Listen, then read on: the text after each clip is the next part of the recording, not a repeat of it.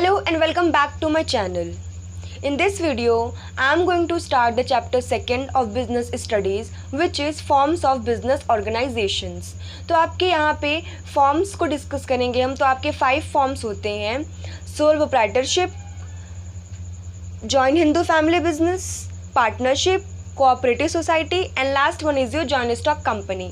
सो इस वीडियो में हम डिटेल में पढ़ेंगे 2 फॉर्म्स को, जो है आपके sole proprietorship and second one is your joint Hindu family business. यहाँ पे हम डिस्कस करेंगे इसके फीचर्स, मेरिट एंड डीमेरिट। तो let's start with sole proprietorship.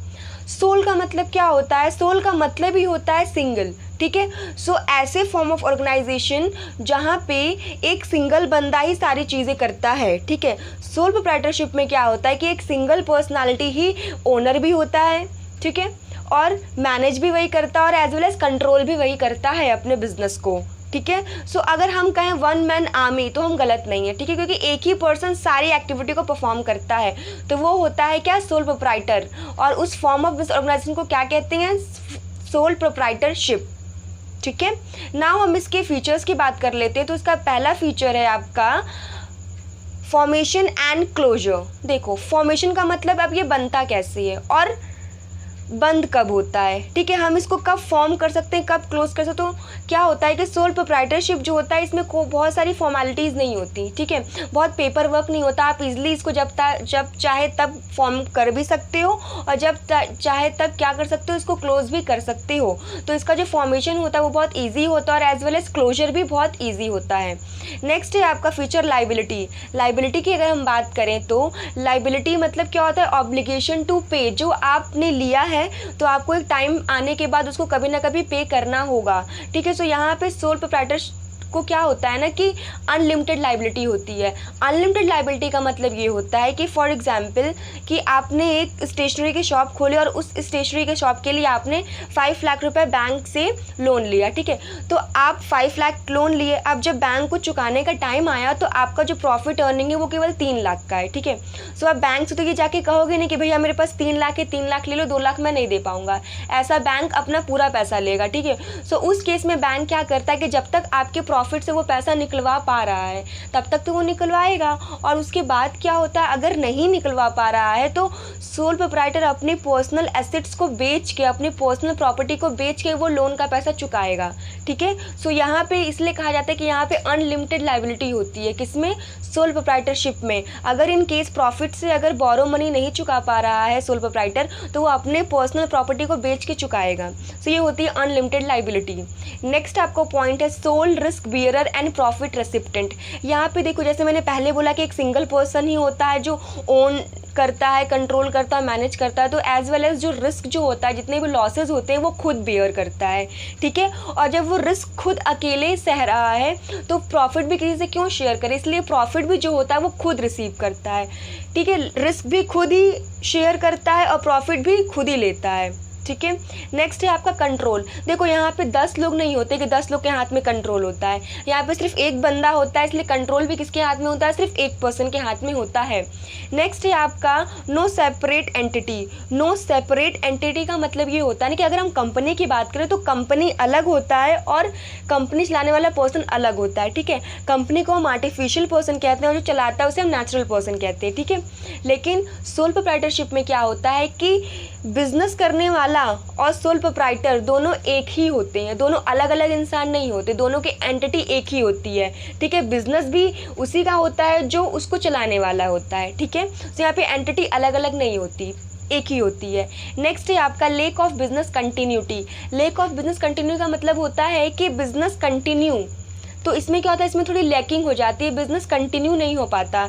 जैसे फॉर एग्जांपल आपके बगल के अंकल जी हैं, उनकी एक स्टेशनरी की शॉप है, ठीक है। वो क्या हुआ, एक्सीडेंट उनका हो गया, उनकी डेथ हो गई। सो उनकी डेथ हो जाने के कारण क्या हुआ कि उनका बिजनेस वहीं बंद हो गया। यानी कि जब तक वो थे तब तक उनका बिजनेस था, अब जब उनकी डेथ हो गई तो उनका बिजनेस क्या हो गया, उन्हीं के साथ ख़त्म हो गया, ठीक। सो यहाँ पे लैकिंग होती है कंटिन्यूटी की। अब ये रही बात फीचर्स की, अब हम इसके मेरिट्स की बात करते हैं। फर्स्ट पॉइंट है क्विक डिसीजन मेकिंग। क्विक मतलब क्या होता है, बहुत जल्दी। ठीक है, देखो यहाँ पे 4 लोग नहीं होते, 4 पार्टनर्स नहीं होते कि हाँ कुछ उसका ले लो, कुछ उसकी सुन लो, कुछ उसकी भी सुन लो, ऐसा कुछ नहीं होता। यहाँ पे एक अकेला बंदा होता है, इसलिए डिसीजन क्या होता है, वो बहुत जल्दी ले लेता है, वो अपनी सुनता है और अपनी ही करता है। ठीक है, इसलिए डिसीजन क्या होता है, बहुत जल्दी हो जाता है। ठीक है, आपका नेक्स्ट पॉइंट है सीक्रेसी ऑफ इन्फॉर्मेशन। देखो आप हो, आप अपने बिजनेस को चला रहे हो, तो आप जब अकेले चला रहे हो तो क्या आप चाहोगे कि आप अपने इन्फॉर्मेशन, अपनी स्ट्रेटजीज किसी और को जाके बताओ? नहीं ना। तो इसीलिए क्या होता है कि यहाँ पे एक ही बंदा होता है, इसलिए यहाँ पे जो बातें होती हैं वो सीक्रेट होती हैं, वो इन्फॉर्मेशन जो होता है वो दबी रह जाती हैं। ठीक है, सो यहाँ पे क्या होता है, सीक्रेसी मेंटेन होता है। आपका नेक्स्ट मेरिट है डायरेक्ट इंसेंटिव। डायरेक्ट इंसेंटिव का मतलब ये होता है कि देखो आप किसी कंपनी में एम्प्लॉय नहीं हो कि आप अपने सुपीरियर पे डिपेंड हो अपनी सैलरी के लिए, ऐसा कुछ नहीं होता। आप खुद मालिक होते हो अपने बिजनेस के, इसलिए जितने भी प्रॉफिट्स होते हैं वो आप खुद लेते हो। तो यहाँ पे इंसेंटिव जो होता है वो डायरेक्टली आप खुद लेते हो। ठीक है, आपका नेक्स्ट मेरिट आता है sense of accomplishment. Accomplishment sense, यहाँ पे देखो सेटिस्फैक्शन की फीलिंग आती है। एग्जाम्पल की अगर हम बात करें, इसको एग्जाम्पल समझते हैं कि आपने अकेले पढ़ा, बिना किसी ट्यूशन का, बिना किसी ट्यूटर का। ठीक है, और क्या हुआ, आपके मार्क्स अच्छे आ गए, टीचर ने आपकी बहुत तारीफ़ की। तो क्या होता है, मार्क्स अच्छे आने से, तारीफ़ सुनने से आपका एक सेटिस्फैक्शन जागा अंदर से कि वाओ मैंने अपने से पढ़ा, टीचर ने मेरी तारीफ़ भी की, है ना। तो आपको अपने अंदर से सेल्फ सेटिस्फैक्शन की भावना आती है। वैसे ही सोल प्रोप्राइटरशिप में क्या होता है कि एक अकेला बंदा ही सारी एक्टिविटी को परफॉर्म करता है, इसीलिए क्या होता है कि उसको एक अंदर से एकम्पलिशमेंट की भावना आती है। मीन्स क्या, उसको एक अंदर से सेटिस्फैक्शन की भावना आती है। ठीक है, नेक्स्ट आपका पॉइंट है ease of formation and closure. ये मैंने फीचर में डिस्कस कर लिया है कि इसको खोलने का प्रोसीजर बहुत आसान होता है, एज वेल एज इसको बंद करने का भी प्रोसीजर उतना ही आसान होता है। नाउ अब इसके हम मेरिट्स पढ़ें तो इसके कुछ डीमेरिट्स भी पढ़ लेते हैं, इसे हम डिसएडवांटेजेस कहते हैं। इसका पहला पॉइंट है लिमिटेड रिसोर्सेज। देखो लिमिटेड रिसोर्सेज मतलब यहाँ पे एक पर्सन होता है, ठीक है, 16 आदमी होता है, इसलिए वो कितने रिसोर्सेज लाएगा, वो कितने फंड्स की अवेलेबिलिटी कराएगा, बहुत ज़्यादा तो करा नहीं सकता, क्योंकि अकेला बंदा कितने फंड्स को कलेक्ट करेगा। ठीक है, इसलिए यहाँ पे कहा गया कि यहाँ पे लिमिटेड रिसोर्सेज होते हैं। नेक्स्ट आपका डीमेरिट है limited life of business concern. यहाँ पे देखो बिजनेस कंटिन्यू नहीं हो पाता, क्यों, क्योंकि एक ही पर्सन होता है, अगर बाई चांस उसको कुछ हो गया तो उसकी बिजनेस उसी के बाद से ख़त्म हो जाएगी। ठीक है, इसलिए कंटिन्यू नहीं जा पाती इसमें हम बहुत टाइम तक। नेक्स्ट है आपका unlimited liability. Unlimited liability means मैंने डिटेल में डिस्कशन कर लिया है पहले कि अगर आप कोई लोन लेते हो, उसको चुकाने का टाइम आया तो आप अपने प्रॉफिट से जब तक चुका पा रहे हो तब तक चुकाओगे, और नहीं ऐसा कर पा रहे हो तो आप अपने पर्सनल प्रॉपर्टी को बेच के फिर उस लोन को चुकाओगे। तो ये रही बात अनलिमिटेड लाइबिलिटी की। नेक्स्ट है लिमिटेड मैनेजरियल स्किल। देखो लिमिटेड मैनेजरियल स्किल या मैनेजरियल एबिलिटी कह लो तो मतलब ये होता है कि आप अपने आप को ले लो, क्या आप हर चीज़ में परफेक्ट हो, क्या आपको हर चीज़ आती है, ऐसा तो बिल्कुल ही नहीं होगा। ठीक है, सो वैसे ही अगर हम सोल प्रोप्राइटर की बात करें तो वो अकेला बंदा हर चीज़ में एक्सपर्ट कैसे हो सकता है, ज़रूरी नहीं है कि उसको हर चीज़ आए और हर चीज़ में वो एकदम परफेक्ट हो। ठीक है, इसलिए यहाँ पे मैनेजरियल एबिलिटी की थोड़ी कमी होती है। ठीक है, नाउ अब हम डिस्कस करते हैं join Hindu family business. Join Hindu family business क्या होता है, इसके कुछ की टर्म्स हैं, माइंड में रख लो। पहला आता है कर्ता। देखो कर्ता मतलब क्या होता है, कर्ता जो होता है ये हिंदू फैमिली का, जॉइन हिंदू फैमिली बिजनेस का सबसे एल्डेस्ट मेंबर होता है। ठीक है, जो सबसे बड़ा मेंबर होता है उसे हम किस नाम से जानते हैं, कर्ता, और जो सबसे एल्डेस्ट मेंबर होता है इस फैमिली का वही सारे डिसीजंस लेता है। ठीक है, उसी की कंट्रोलिंग होती है, उसी की डिसीजंस मेकिंग होती है। बिजनेस में वही बड़े से बड़ा डिसीजंस लेता है, कौन, कर्ता। कर्ता कौन होता है, the eldest member of the family.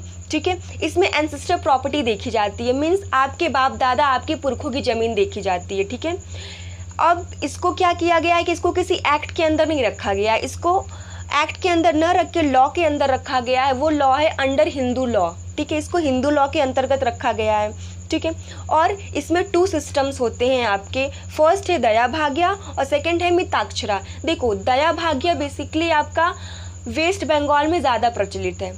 ठीक है, तो वेस्ट बंगाल में क्या है कि यहाँ पे ज़्यादा प्रचलित है, तो इसमें इस सिस्टम में होता क्या है बेसिकली ना कि यहाँ पे male and as well as female member दोनों की ओनरशिप होती है। किस में होती है, बिजनेस में होती है। ठीक है, दोनों ही को पार्टनर होते हैं। को पार्टनर मीन्स दोनों ही पार्टनर होते हैं बिजनेस के, लेकिन डिसीजंस कौन लेता है, कर्ता ही लेता है। लेकिन यहाँ पे जो ओनरशिप होती है वो male and as well as female दोनों की ही होती है। किसमें, दया भाग्य सिस्टम में। अगर हम सेकंड सिस्टम की बात करें जो है मिताक्षरा, तो मिताक्षरा सिस्टम में क्या होता है, केवल और केवल मेल मेंबर ही ओनरशिप होता है, यहाँ फीमेल मेंबर की कोई ओनरशिप नहीं होती।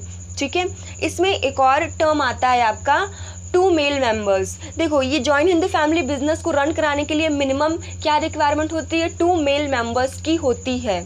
ठीक है, सो अब हम बात करते हैं इसके फीचर्स की। तो इसका वेरी फर्स्ट फीचर है आपका फॉर्मेशन। देखो फॉर्मेशन, ये फॉर्म कैसे होता है, बनता कैसे, देखो इसको बनने के लिए बहुत सारे हमको फॉर्मेलिटीज़ नहीं करनी होती, बहुत पेपर वर्क नहीं होता, बहुत ज़्यादा रजिस्ट्रेशन कराने की भी कोई ज़रूरत नहीं होती। ठीक है, ये ईजिली आप इसको बना सकते हो, ईजिली ये फॉर्म हो सकता है। ठीक है, नेक्स्ट है आपका लाइबिलिटी। अगर हम जिम्मेदारियों की बात करें, लाइबिलिटी की बात करें, ऑब्लिगेशन टू पे जिसे हम कहते हैं, तो यहाँ पे कर्ता जो होता है, जो सारे डिसीजंस लेता है, जो head of the family member होता है, एल्डर मेम्बर होता है फैमिली का, उसकी जो लाइबिलिटी होती है वो अनलिमिटेड लाइबिलिटी होती है। अनलिमिटेड मीन्स कि अगर वो पैसा अपने प्रॉफिट से नहीं चुका पा रहा है तो वो अपने पर्सनल एसेट्स को बेच के चुकाएगा। ठीक है, सो यहाँ पे कर्ता की अनलिमिटेड लाइबिलिटी होती है। लेकिन हम बाकी कर्ता को छोड़ के बाकी अगर को पार्टनर की बात करें तो उन सारे मेंबर्स की क्या होती है, लिमिटेड लाइबिलिटी होती है। ठीक है, नेक्स्ट इसका है कंट्रोल। देखो कंट्रोल जो होता है वो कर्ता के हाथ में होता है। कर्ता कौन, the eldest member of the family, तो कंट्रोल कौन करता है, कर्ता। ठीक है, नेक्स्ट आपका है कंटिन्यूटी। देखो कंटिन्यूटी की अगर हम बात करें तो इसमें बहुत लॉन्ग कंटिन्यूटी होती है, मतलब कि ये जॉइंट हिंदू फैमिली बिजनेस जो है बहुत लंबे समय तक क्या रन कर सकता है। ठीक है, क्योंकि देखो अगर कर्ता की मान लो बाई चांस उसकी डेथ हो गई, ठीक है, अगर कर्ता की डेथ हो गई तो उसके बाद जो सेकंड मेंबर होता है एल्डेस्ट, उसके बाद सेकंड एल्डेस्ट मेंबर होता है, फिर वो बिजनेस को कंटिन्यू करता है जैसे कि कर्ता करता था। ठीक है, सो ये बात हुई, कंटिन्यूटी लंबा चलता है इसमें। नेक्स्ट है आपका माइनर मेंबर।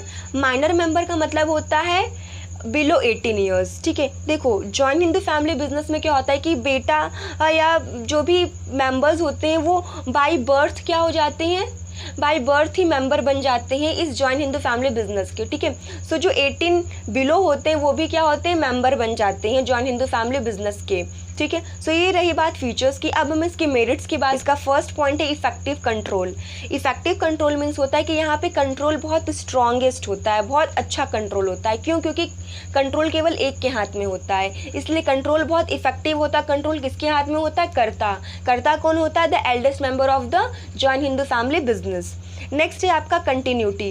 कंटिन्यूटी जो होती है वो इसमें बहुत लॉन्गर टाइम तक होती है। क्यों, क्योंकि अगर बाई चांस कर्ता की डेथ हो गई या कर्ता रिटायर हो गया या कर्ता की मेंटल एबिलिटी अगर ख़राब हो गई तो उसके बाद सेकंड एल्डेस्ट मेंबर जो फैमिली का होता है वो बिजनेस को कंटिन्यू करता है, तो इसमें कंटिन्यूटी बहुत लंबी चलती है। ठीक है, नेक्स्ट है आपका लिमिटेड लाइबिलिटी ऑफ मेंबर्स। कर्ता को छोड़ दें हम, ठीक है, अगर हम कर्ता को केवल छोड़ तो बाकी जितने भी अदर मेंबर्स हैं कर्ता के अलावा उनकी लाइबिलिटी क्या होती है, लिमिटेड होती है। ठीक है, नेक्स्ट है आपका इंक्रीज लॉयल्टी एंड कोऑपरेशन। देखो जब आप एक साथ काम करते हो, एक साथ मिल के काम करते हो तो क्या होता है, इससे यूनिटी बढ़ती है, कोऑपरेशन बढ़ती है और साथ ही साथ क्या बढ़ती है, लॉयल्टी भी बढ़ती है जब आप एक साथ मिल के काम करते हो तो। ठीक है, अब हम इसके डिसएडवांटेजेस पढ़ते हैं, इसे हम डीमेरिट्स भी कहते हैं। इसका पहला डिसएडवांटेजेस है लिमिटेड रिसोर्सेज। देखो लिमिटेड रिसोर्सेज का बात ये होता है कि यहाँ पे कर्ता सारी इन्वेस्टमेंट करता है, ठीक है, और कुछ एंसेस्टर प्रॉपर्टी भी होती है, लेकिन एंसेस्टर प्रॉपर्टी तो बहुत पुरानी ज़मीन हो गई। अगर आप नए सिनेरियो की बात करो तो यहाँ पे तो और लेटेस्ट प्रॉपर्टी चाहिए, लेटेस्ट चीज़ें चाहिए, और कर्ता कितने फंड्स लेके आएगा। ठीक है, इसलिए रिसोर्सेज क्या कहा गया है, लिमिटेड कहा गया है इसमें। ठीक है, नेक्स्ट है आपका अनलिमिटेड लाइबिलिटी ऑफ कर्ता। अगर हम कर्ता की बात करें, जो eldest member of the family होता है, जो सारे डिसीजंस लेता है बिजनेस के, उसकी लाइबिलिटी क्या रखी गई है, अनलिमिटेड लाइबिलिटी रखी गई है। ठीक है, वो लाइबिलिटी जिसकी कोई लिमिट सेट नहीं की गई है। ठीक है, अगर बिजनेस के प्रॉफिट में से अगर वो लाइबिलिटी नहीं पे हो पा रही है तो कर्ता क्या करता है, अपने पर्सनल प्रॉपर्टी को बेच के वो लाइबिलिटी को पूरा करेगा। इसलिए क्या कहा गया है कि अनलिमिटेड लाइबिलिटी होती है किसकी, कर्ता की। नेक्स्ट है इसका डीमेरिट डोमिनेंस ऑफ कर्ता। डोमिनेंस मतलब क्या होता है, यहाँ पे जो कर्ता होता है ना, जो eldest member of the family होता है, उसका बहुत हावी रहता है वो। ठीक है, उसकी बहुत डोमिनेंस होती है किसमें, जॉइंट हिंदू फैमिली बिजनेस में। ठीक, नेक्स्ट है आपका limited managerial skill. Limited managerial skill का मतलब क्या होता है कि अब जो करता है वो सारे डिसीजंस लेता है, तो ज़रूरी तो है नहीं कि उसके जितने भी डिसीजंस हैं वो सारे एकदम परफेक्ट हों, ठीक है, वो सारे फील्ड में एकदम एक्टिव हो, सारे फील्ड में एकदम A1 हो, ऐसा तो हो नहीं सकता। इसलिए यहाँ कहा गया है कि मैनेजरियल स्किल जो होती है उसकी थोड़ी सी लैकिंग पाई जाती है। So that's all for today's video. Thank you for watching my video and don't forget to like and subscribe my channel.